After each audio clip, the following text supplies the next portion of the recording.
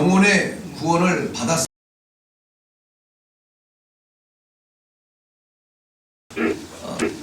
구원을 받았는데 6절 말씀 중간에 보면은 잠깐 근심하게 되지 않을 수 없다라고 말씀하세요. 우리가 구원을 받은 사람이라면은 구원받은 사람으로 행복하고 즐겁게 탄탄대로를 걸어야 되는데 근심을 만날 거라는 것이죠. 근데 이거는 근심할 수도 있고 안 할 수도 있는 것이 아니라 근심하지 않을 수 없으나, 그러니까 반드시 근심이 있다는 얘기예요. 그런데 감사한 것은 그 근심이 얼마 동안? 잠깐 동안 성도로 살아가는 이유 때문에 근심을 당할 수밖에 없으나, 그러나 누구도 흔들 수 없는 우리의 정체성은 구원받은 자라는 것입니다. 그렇기 때문에 오늘 저는 이 말씀을 중심으로 해서 구원의 증거를 함께 나누기를 원합니다. 구원은 상상이 아니며 구원은 꿈이 아닙니다. 구원은 실제입니다. 그렇다면 오늘 우리가 맞습니다, 하나님, 우리가 구원받았습니다. 구원받았다면 구원의 증거가 무엇이냐 하는 것이죠. 과연 나의 삶 가운데 구원받은 사람으로서의 증거가 있느냐 하는 거예요. 그 증거를, 어떤 증거를 말하는 것인지 오늘 성경 본문 말씀을 통하여서 함께 찾아보고 함께 묵상하고 그 증거를 나타내기 위해서 마음을 다잡고 다시 일어나는 귀한 시간이 되시기를 먼저 주님의 이름으로 축원합니다. 사도 베드로가 이 베드로 전후서를 기록할 때는 주후 64년쯤이 되겠습니다. 64년 시작해서 65년 초에 끝난 편지가 이 베드로 전서와 베드로 후서입니다. 64년, 그 당시는 어떠한 때냐면 우리가 잘 아시는 그러한 사람인데, 네로 황제 아시죠? 네로 황제가 로마의 황제로 등극하고 다스리던 때입니다.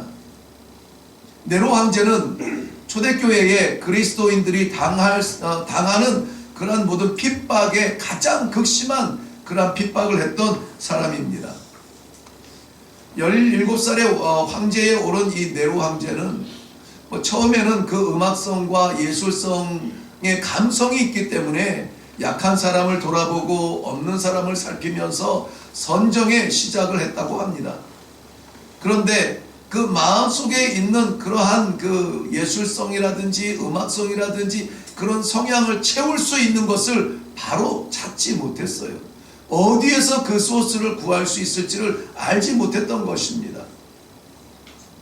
그러니 그가 경험했던 그의 경험의 세계 속에서 답을 찾을 수밖에 없는데, 그가 경험한 세계는 이러한 세계였습니다. 어머니는 남편이 죽자 남편의 동생이 황제가 되고 그 남편의 동생과 결혼을 하여서 왕후의 작위를 이어가고 있습니다. 그런데 재혼한 남편을 독살시키죠. 독살시키고 나서 빈 황제의 자리에 자기의 아들, 아직 어린 아들 네로를 올려놓습니다. 네로는 처음에는 자기의 감성대로 정치를 시작했으나 채울 수 없는 갈급함을 경험해서 찾게 돼요. 그것은 폭력이었습니다. 과격함이었습니다. 원하는 대로 이루어 나가는 어머니의 모습이었습니다. 그러므로 자신의 정치적인 이러한 지위를 지키기 위하여서 강력한 정치를 펴기 시작을 합니다. 아무도 거부할 수 없는, 내가 나이가 어리다고 해서 거스를 수 없는 그러한 힘을 표면적인 강력함에서 나타나게 돼요. 그러니 조금이라도 거치는 것이 있으면 그것은 꺾어야 되죠. 조금이라도 불편한 것이 있으면 그것은 없어야 되죠. 왕의 그러한 모습을 박수치지 아니하고 거슬려 하는 크리스찬들, 기독교인들이 문제였습니다. 기독교인들이 눈에 가시였습니다. 그래서 이 로마의 황제 네로는 기독교인들을 없애기로 작정을 합니다.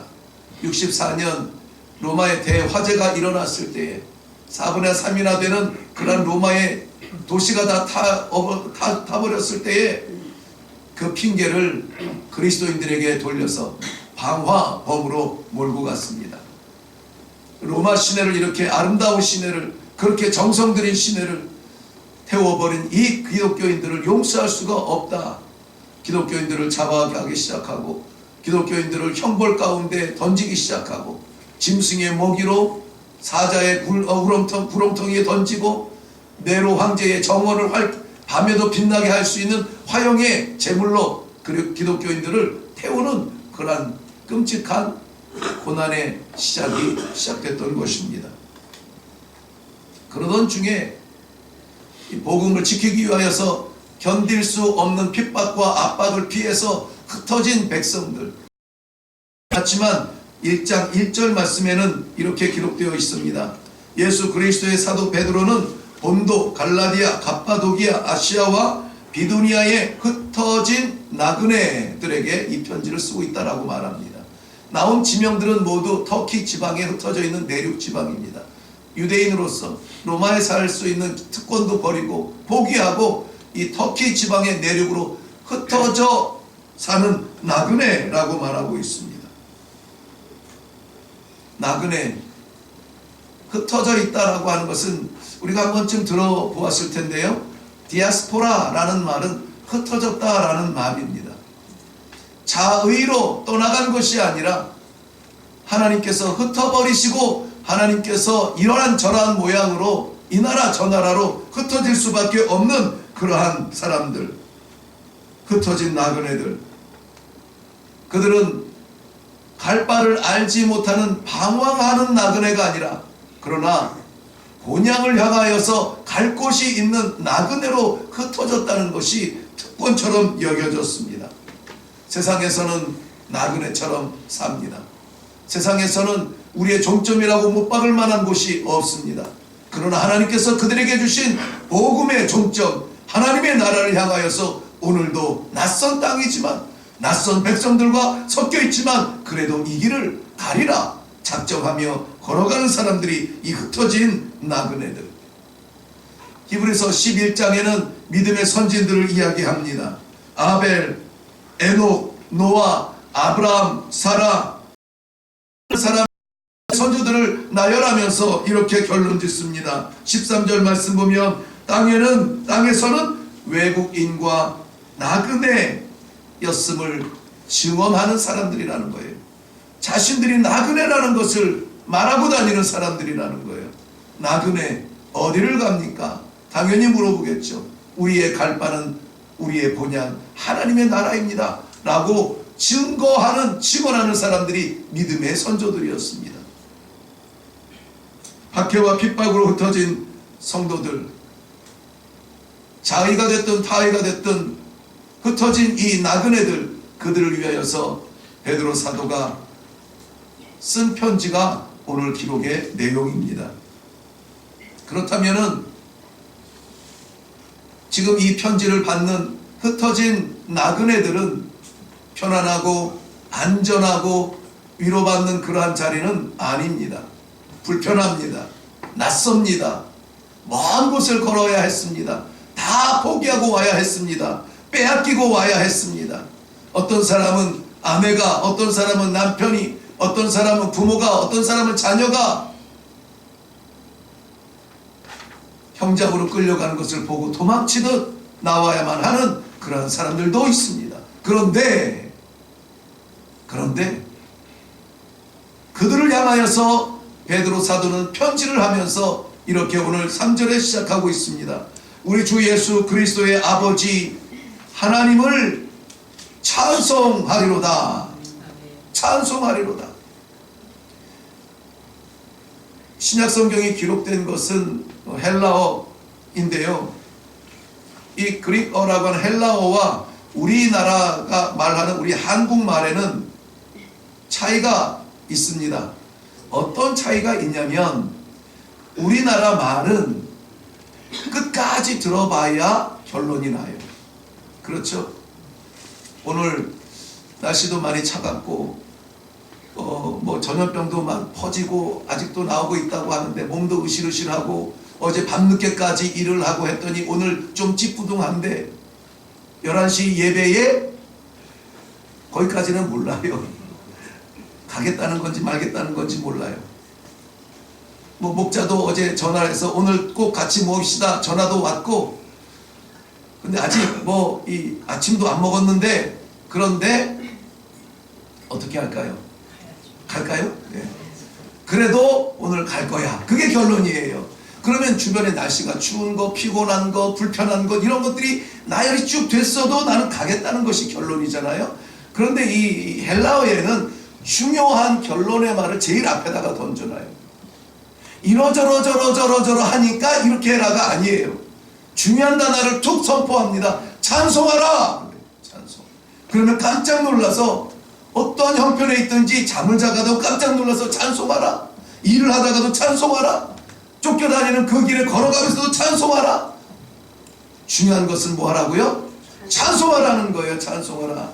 아직도 피난 중에 있어요. 아직도 나그네 길이에요. 아직도 해결된 게 없어요. 그런데 찬송하라. 아멘. 선언처럼 선포하는 것이 찬송하라입니다. 사랑하는 성도 여러분, 장로님 기도하셨듯이 우리 삶의 형편은 다 다르고 고난의 길은 다 달라요. 그런데 오늘 이 말씀에 의지하여서 우리는 찬송하기를 바랍니다.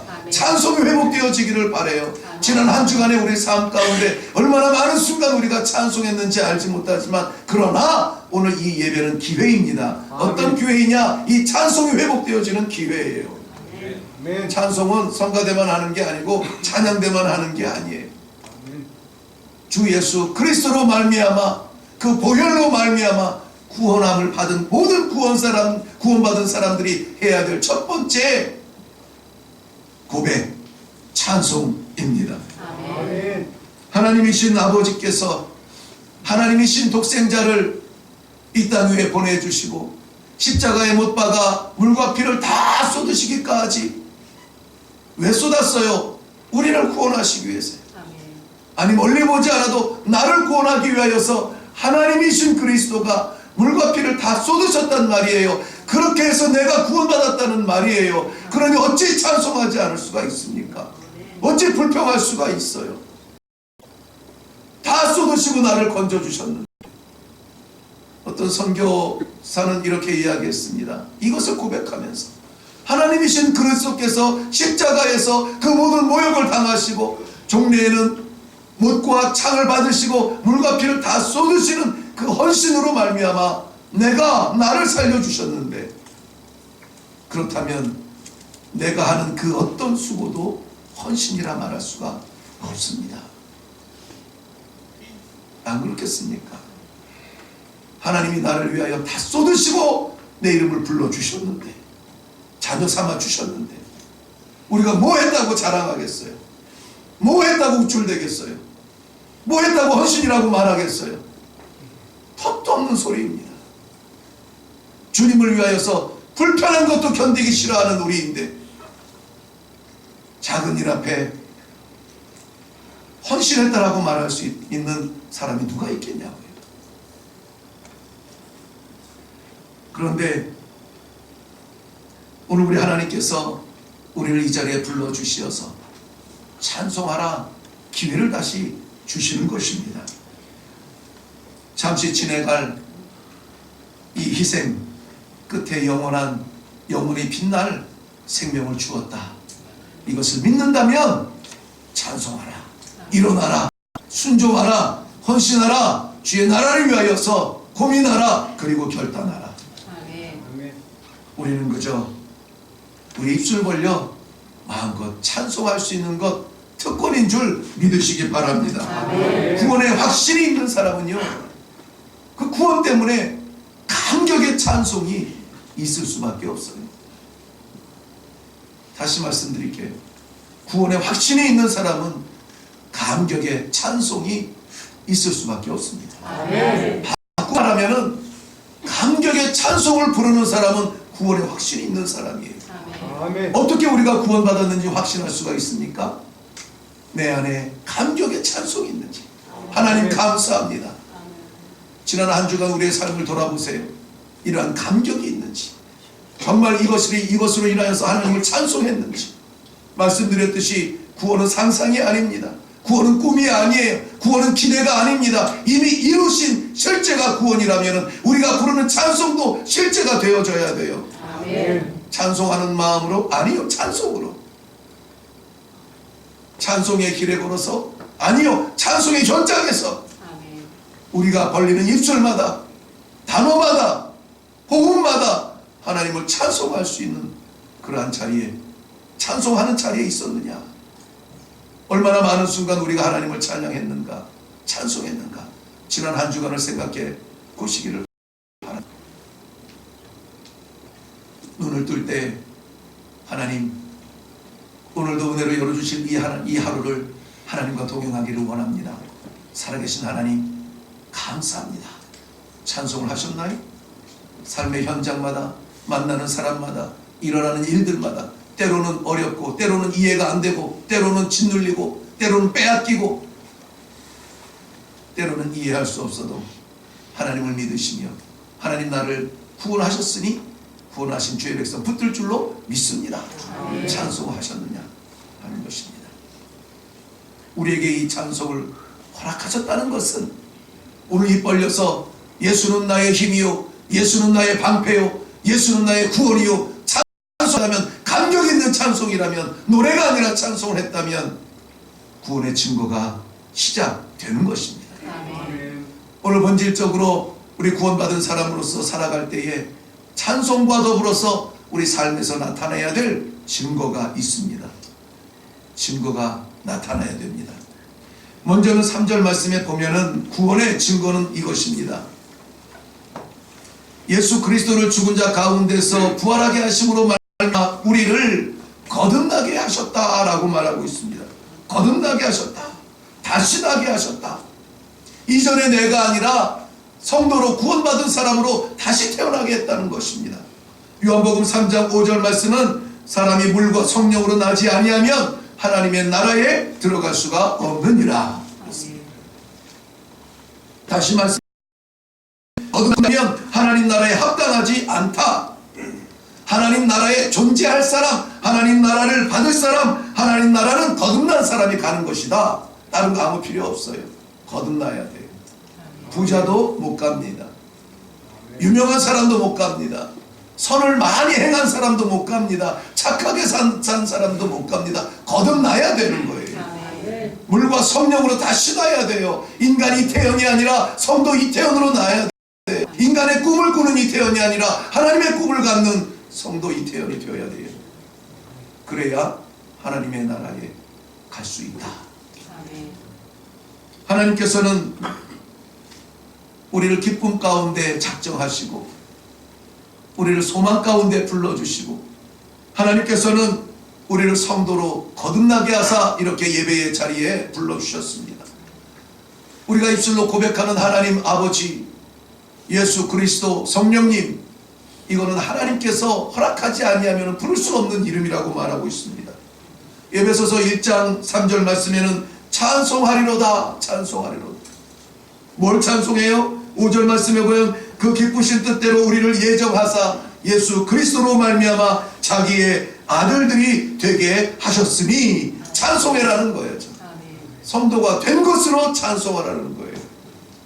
문제가 안 풀렸어도 성도이면 찬송합니다.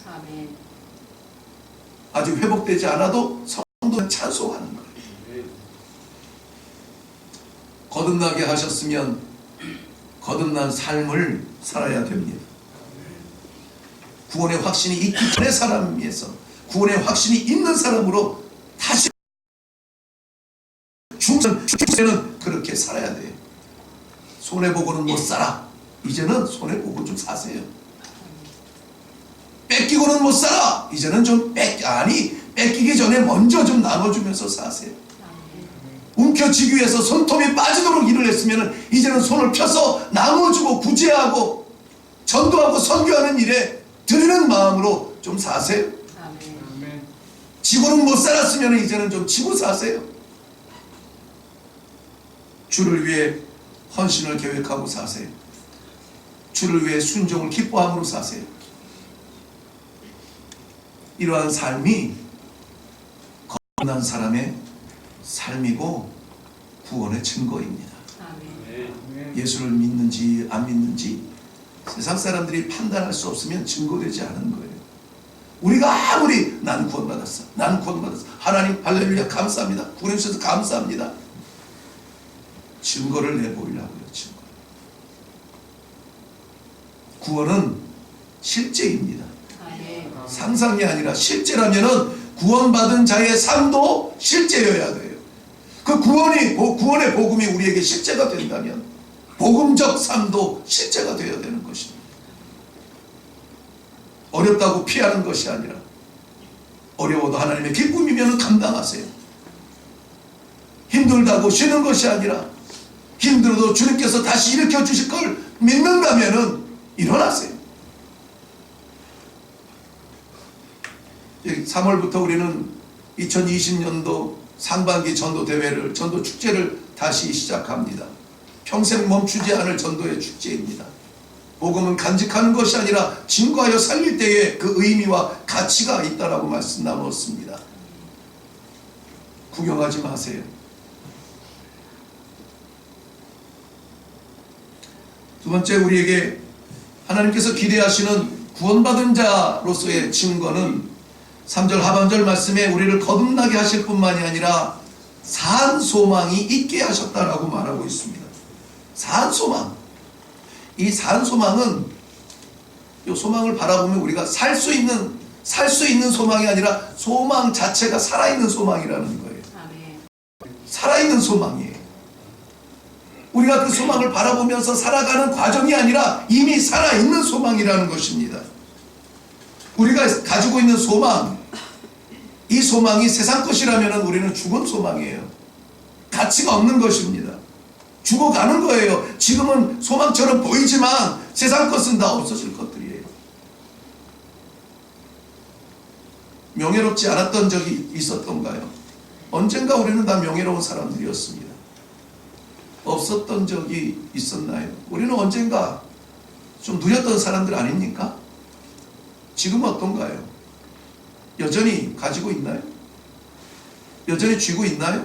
여전히 그 자리에 계십니까?